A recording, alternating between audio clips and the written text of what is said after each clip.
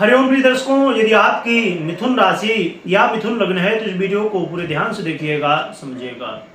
इस वीडियो में हम समझने वाले हैं जैसे कि आपने थंबनेल में पढ़ा, अब बहुत भयंकर समय आने वाला है, तबाही आने वाली है। क्यों आने वाली है, इसके पीछे क्या ग्रहस्थिति है, इसे बहुत ध्यान से समझिएगा। इस वीडियो को बिना स्क्रिप्ट किए देखना है आपको और पूरी देखना है। इसमें जैसे आपने थंबनेल में पढ़ा तो आपको लग रहा होगा कि कहीं ना कहीं ये वीडियो डराने के लिए है। बिल्कुल भी नहीं, ये वीडियो आपको सावधान करने के लिए है कि जो समय ग्रह स्थितियां बनने जा रही हैं इनसे आपको सावधान रहना है, ना कि डरना है। प्रिय दर्शकों, हम इस वीडियो में चर्चा करेंगे उस ग्रह की जो कि अब एक के बाद एक स्थितियां बन रही हैं, उनमें से मंगल की। हम मंगल की चर्चा इस वीडियो में करने वाले हैं।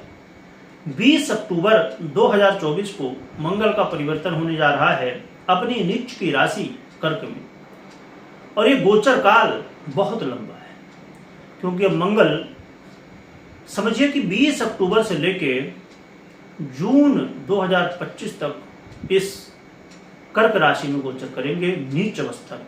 जरा सोचिए, आपको लग रहा होगा कि क्या हम देवगुरु बृहस्पति की चर्चा कर रहे हैं क्या? इतना लंबा समय, या कोई राहु केतु शनि जैसे ग्रहों की चर्चा हो रही है क्या? नहीं, मंगल की हो रही है। और मंगल कई महीनों के लिए अब इसी नीच की राशि में गोचर करेंगे। दिसंबर के आसपास मंगल वक्री होंगे, फिर फरवरी 2025 के आसपास मार्गी होंगे, पुनः कर्क में गोचर करेंगे और जून में जाके सिंह राशि में प्रवेश करेंगे। तो ये मंगल का गोचर प्रिय दर्शकों एक क्रमबद्ध तरीके से हो रहा है। अभी 17 अक्टूबर को ग्रहों के राजा सूर्य का गोचर काल बदला है और नीच राशि में सूर्य आ चुके हैं।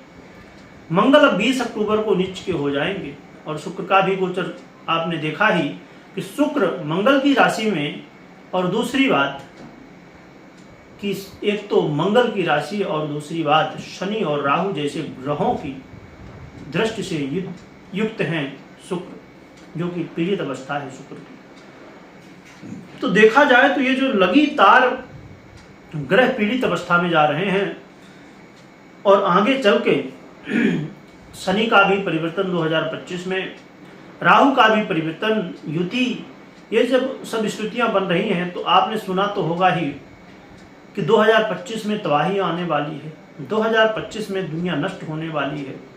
हम उसकी चर्चा तो नहीं कर रहे, परंतु एक बात जरूर है कि ये जो 2025 में समस्याएं जीवन में आने वाली हैं उसका संकेत ये मंगल का परिवर्तन, सूर्य का परिवर्तन, शुक्र का परिवर्तन, ये सब दे रहे हैं। कहते हैं ना कि चाहे जीवन में हो, चाहे विश्व में हो, किसी देश में हो, कहीं भी हो, जब कोई बड़ी घटना घटने को होती है उससे पहले उसके संकेत दिखने लगते हैं। तो ज्योतिष शास्त्र में ये संकेत दिखाई दे रहे हैं। 2025 में जो घटनाएं घटने वाली हैं वो अब शुरू हो चुकी हैं, एक जड़ बनना चालू हो चुकी है। कहते हैं ना, पहले जड़ होता है, फिर आगे जो है तो वृक्ष बड़ा होता है। बीज बोते हैं, छोटा सा वृक्ष होता है, उगता है, बड़ा होता है, फिर आगे उसका प्रभाव दिखता है। इसी तरह ये मंगल का परिवर्तन जरा सोचिए कितने महीनों के लिए है, वो भी नीच की अवस्था में। जिस राज्य में कहते हैं कि राजा या सेनापति भ्रष्ट हो जाए या तो कमजोर हो जाए तो वो राज्य सुरक्षित नहीं। तो इस ब्रह्मांड के राजा और सेनापति देख रहे हैं पीड़ित है।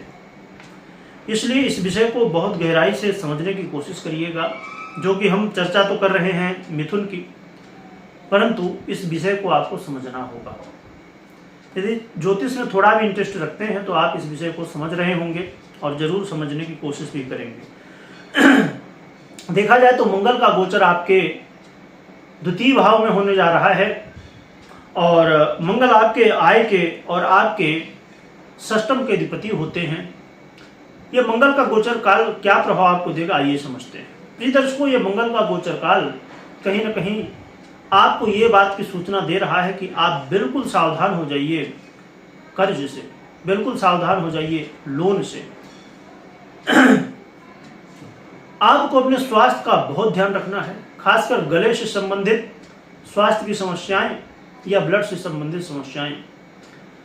आपको एक बात बहुत ध्यान से समझनी होगी कि मंगल का एक मूल जो स्वभाव हुआ करता है जल्दबाजी, तो बिल्कुल भी जल्दबाजी नहीं करना।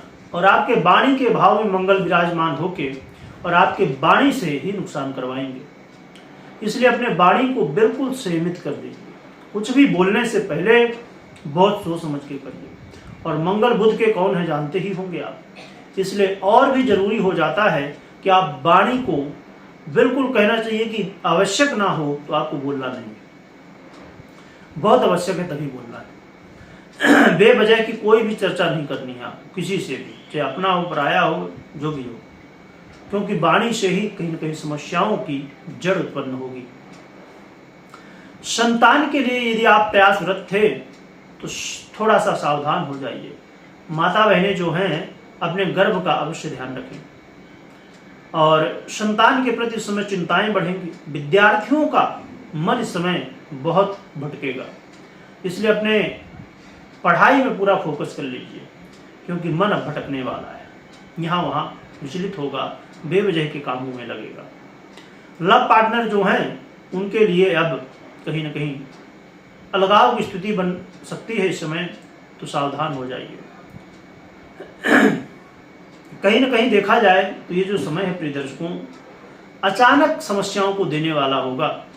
अचानक स्थितियां बनेंगी जो कि बहुत बढ़िया चल रहा है, अचानक समस्या आ गई।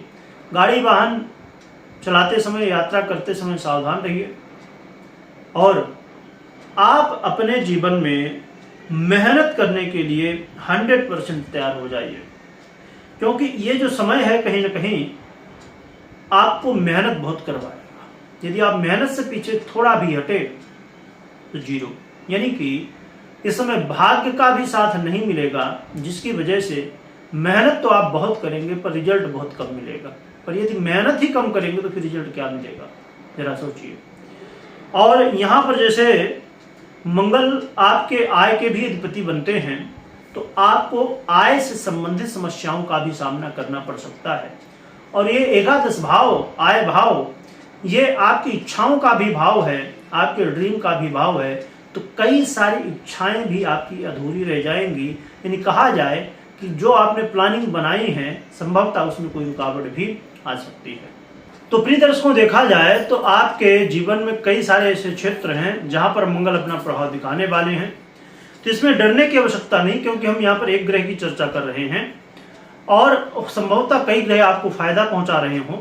आपकी जन्म कुंडली में ग्रह स्थितियां बहुत अच्छी चल रही हों तो आपको ये समस्याएं ना देखने को मिले। और बिल्कुल ये सटीक बात कही जा सकती है कि हर एक व्यक्ति को एक जैसा प्रभाव नहीं मिलता है, क्योंकि अब समझिए कि मिथुन राशि की या अन्य राशि के लोग 2, 4, 10 तो है नहीं, कई करोड़ लोग हैं। तो इसलिए किसी की जन्म कुंडली में बहुत अच्छी दशाएं चल रही होती हैं तो उसके ऊपर ये इतना ज़्यादा प्रभाव नहीं दिखता, जो कि जो ग्रह स्थितियां बनती हैं उनमें कुछ न कुछ प्रभाव अवश्य देखने को मिलता है। तो अब हम चर्चा कर लेते हैं कि उपाय क्या करना चाहिए। तो उपाय के रूप में मात्र एक सबसे सरल साधन है हनुमान जी की आराधना। हनुमान जी की खूब आराधना करिए, इससे ही कल्याण होगा। हनुमान चालीसा करिए, सुंदरकांड करिए, रामायण करिए, राम नाम का जप करिए, और सबसे बड़ी बात हनुमान जी के दर्शन करिए और राम नाम जप। हनुमान जी के दर्शन से कल्याण होगा। और कोई भी महत्वपूर्ण निर्णय लेने से पहले अपनी जन्म कुंडली का विश्लेषण अवश्य कर लीजिएगा। और इसके अलावा कभी भी डरने की आवश्यकता नहीं है, कर्म करने की आवश्यकता है और जल्दबाजी ना करें, इस बात का ध्यान रखें। कमेंट में जय बजरंगबली लिखिएगा, लिखने के साथ स्मरण करिएगा। वीडियो देखने के लिए बहुत बहुत धन्यवाद।